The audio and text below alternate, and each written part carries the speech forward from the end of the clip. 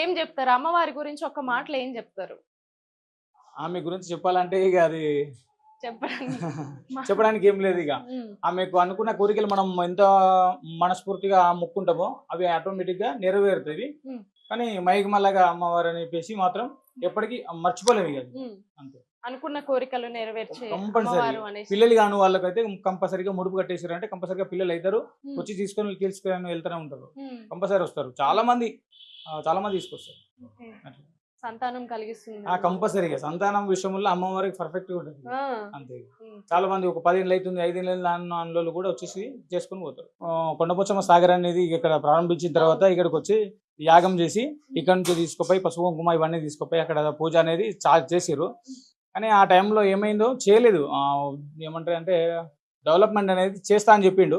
కానీ ఆయన లోపల చింత లేకపోతే బయట వాళ్ళు అన్నారో తెలియదు. కానీ ఆయన గెలిస్తే ఈ వరకు చేయొచ్చు కాకపోతే కానీ కాలేదు అంతే. ఇక వచ్చిండు ఒకసారి వచ్చిపోయినా ఈసారి కూడా వచ్చిండు. ఎంతో మహిమ గల ఈ శ్రీ కొండపోచమ్మ అమ్మవారి గురించి ఒకసారి మనం భక్తుల మాటల్లో కూడా విని అడిగి తెలుసుకుందాం రండి. ఎక్కడి నుంచి వస్తున్నారు మీరు? సింగపురం నుంచి. ఓకే. ఎన్నేళ్ల నుంచి అమ్మవారిని దర్శించుకుంటున్నారు? మేమా చిన్నప్పటి నుంచి. చిన్నప్పటి నుంచి అంటే ఏమన్నా అనుకున్న కోరికలు కూడా నెరవేరుతుందా? జరిగాయా మీకు? జరిగింది. ఓకే. ఎట్లా అనిపిస్తుందమ్మా? మంచిగా అనిపిస్తుంది. ఏం చెప్తారు అమ్మవారి గురించి? అమ్మవారు మహిమగల తల్లి కాబట్టి మంచిగా అనిపిస్తుంది అంతే. పిల్ల నుంచి అమ్మవారిని దర్శించుకుంటున్నారు. నేను 30 సంవత్సరాలు చూస్తున్నాం అమ్మవారు ఇక్కడ. సూపర్ అమ్మవారు, మహిమగల అమ్మవారు. అనుకున్న కోరికలు తీరుతాయి. తీర్చుకోవాలి. ఇక్కడ తెచ్చుకోకపోతే అమ్మవారికి కోపం వస్తుంది. మల్లన్న స్వామి దగ్గరికి వెళ్ళి ఇక్కడికి వచ్చి అమ్మవారిని దర్శించుకుంటారు. కంపల్సరీ మల్లన్న టెంపుల్కి వెళ్ళినా ఖచ్చితంగా ఇక్కడికి వచ్చి దర్శనం చేసుకోవాలి. చేసుకోకపోతే బాగుండదు. అమ్మవారికి కోపం వస్తుంది. రప్పించుకుంటారు అమ్మ. రప్పించుకుంటారు ఖచ్చితంగా. ఎట్టు పోయినా దాన్ని మళ్ళీ ఇచ్చి మళ్ళీ తోలుకొచ్చుకుంటుంది. అమ్మవారు మహిమగల అమ్మవారు.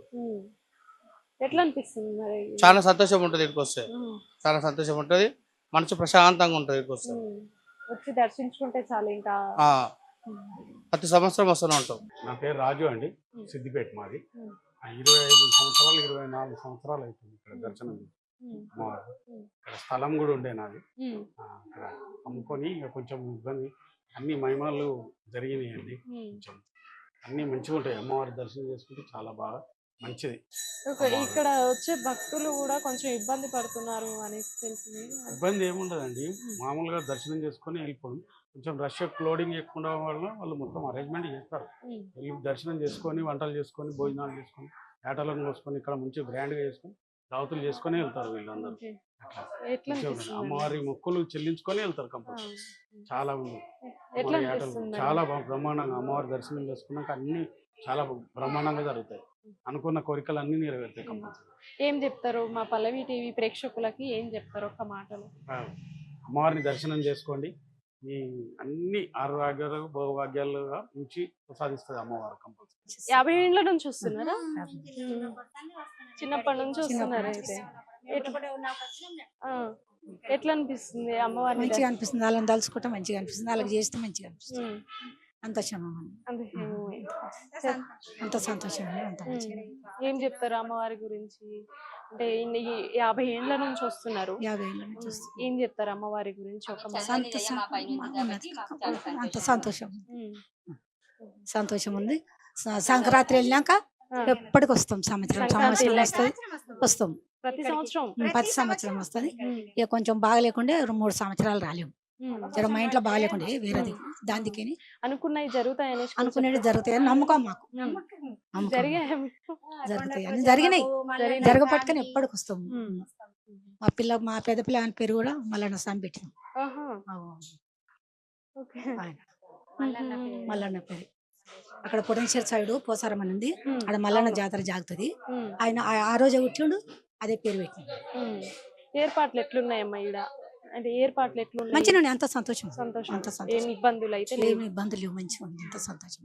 ఇక్కడ మా అమ్మ పేరు కూడా కొట్టిరు. పేరు కూడా కొట్టినాం ఇక్కడ. అంత మా అమ్మ పేరు కూడా కొట్టినాం. చిన్నగా ఉన్నప్పుడు సంది ఇక్కడే మాకు నమ్మకంతో మంచిగా వచ్చినాం. మాకు సంతోషం అనిపిస్తుంది. ఇక్కడ మంచిగా ఆనందంగా ఉంటుంది. ఆనందంగా మంచిగా వస్తాం మేము. మంచిగా ఇక్కడికి చిన్నగా ఉన్నప్పుడు సంది మా అమ్మ మా వదిన అందరం ఇక్కడ వస్తాము. ఇక్కడ వస్తాము. మల్లన్న స్వామికి వస్తాము. మల్లన్న స్వామి దగ్గరికి వచ్చినాక తర్వాత ఇక్కడ వస్తాము మేము. కలిసి అందరం వస్తాం. కలిసి వస్తాం. అందరం కలిసి వస్తాం. ఓకే. మీరు చెప్పండి. మేము సొంత ఇక్కడనే ఉంటాము. ఇక్కడే ఉంటారు. అమ్మవారు ఓడి బియ్యం ఆ, ఓడి బియ్యం టెండర్ పట్టుకున్నాం. ఉమ్, ఇక్కడనే మాకు ఉమ్. ఇన్నే ఉంటాం సంవత్సరం. థ్యాంక్ యూ అమ్మ. సమం. ఏం చెప్తారు మరి ఒక మాటలో అమ్మవారి గురించి ఏం చెప్తారు? అమ్మవారి గురించి బట్టలు అమ్ముతాం. ఓడి బియ్యం టెండర్ 20 లక్షలు టెండర్. ఇక్కడే పెట్టేసుకొని అమ్మేస్తారు. ఇక్కడనే పెడుతున్నాం అమ్ముతాం. గుడి దగ్గరనే టెండర్ పాట ఉమ్. ఆన్లైన్ లో బుక్ అయింది. ఓకే.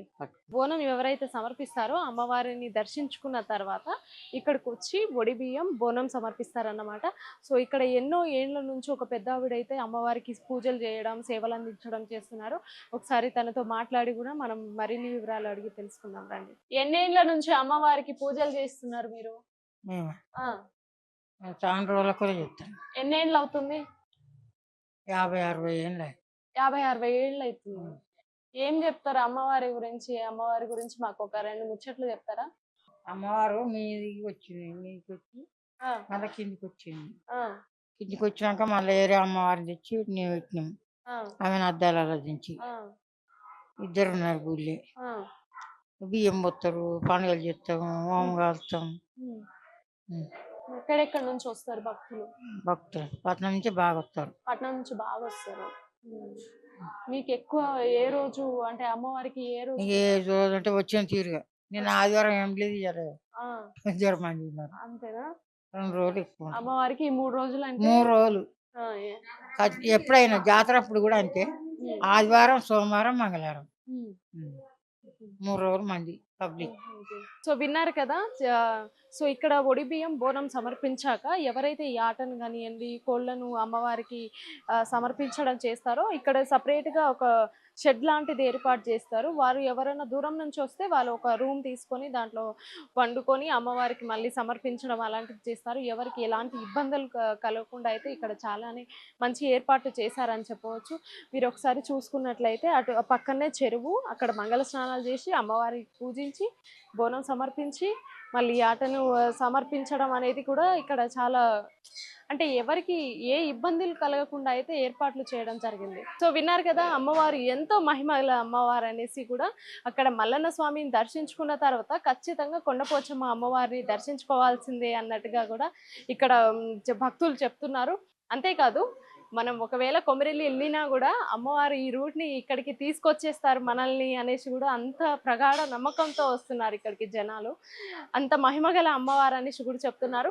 అంతేకాదు మన గుడికి సమీపంలో ఒక రిజర్వాయర్ ఉంది. దానికి కూడా శ్రీ కొండపోచమ్మ రిజర్వాయర్ అనేసి కూడా నామకరణం చేయడం జరిగింది. సో ఖచ్చితంగా సిద్దిపేట ఎవరైతే వస్తున్నారో అటు కొమరెల్లి మల్లన్న స్వామిని దర్శించుకున్న తర్వాత కొండపోచమ్మ అమ్మవారిని దర్శించుకోండి.